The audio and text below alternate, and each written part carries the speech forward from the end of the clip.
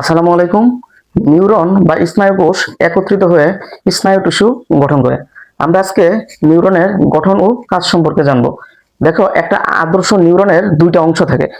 একটা হলো কোষদেহ, অন্যটি হলো প্রলম্বিত অংশ। এখন এই প্রলম্বিত অংশকে দুইটা ভাগে ভাগ করা হয়, একটা ডেনড্রাইট, অন্যটি হলো একজন। এখন দেখো, এই যে এই অংশটা এখানে দেখো, এটা হলো কোষদেহ। কোষদেহ দেখতে বহুভুজ আকৃতি, আর মাঝখানে কি থাকে? নিউক্লিয়াস থাকে। তাহলে দেখো, কোষদেহটা বহুভুজ আকৃতি, মাঝখানে নিউক্লিয়াস থাকে। নিউক্লিয়াসের চারপাশে যে জেলের মতো তরল থাকে, একে সাইটোপ্লাজম বলে। এখন এই সাইটোপ্লাজমের মধ্যে mitochondria, Golgi body, endoplasmic reticulum, ribosome এগুলো থাকে। কিন্তু এইখানে সক্রিয় সেন্ট্রিওল থাকে না। মূলত সক্রিয় সেন্ট্রিওল না থাকার কারণে এই নিউরনটা বিভাজিত হইতে পারে না। ঠিক আছে? এখন দেখো, এই যে কোষদেহের চারপাশে দেখো প্রলম্বিত অংশ বের হয়, এই যে প্রলম্বিত অংশগুলো বের হয়েছে, এগুলোকে কি বলে? ডেনড্রন বলে। আর ডেনড্রন থেকে এই যে বিভিন্ন যে শাখা বের হচ্ছে, এগুলোকে কি বলে? ডেনড্রাইট বলে। একটা নিউরনের মধ্যে এক বা একাধিক ডেনড্রাইট থাকতে পারে। নিউরনগুলো পরস্পরের সাথে একের পর এক যুক্ত থাকে। তাহলে এখানে আমরা যদি একটা নিউরন আঁকানোর চেষ্টা করি, ঠিক আছে?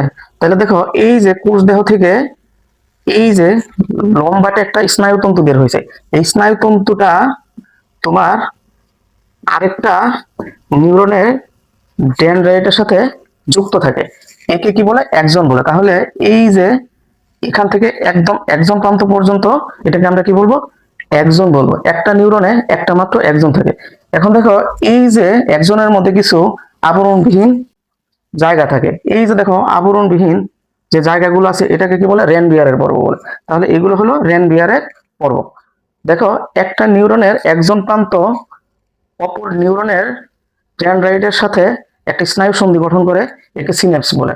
তাহলে এই যে এটা যদি 2 নাম্বার নিউরন হয়, এটা যদি 1 নাম্বার হয়, তাহলে দেখো, এই যে ডেনড্রাইটের সাথে একটি স্নায়ু সন্ধি গঠন করছে, এটাকে কি বলবা?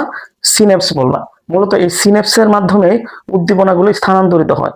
এখন আমাদের শরীরে মশা যদি কামড় দেয়, ওইখানে যে নিউরনগুলো থাকে, এ কি করে? উদ্দীপনা গ্রহণ করে তোমার এই সিনেপসের মাধ্যমে মস্তিষ্কে স্থানান্তর করে, তারপর মস্তিষ্ক সিদ্ধান্ত দেয়, সে অনুযায়ী কাজ করা হয়।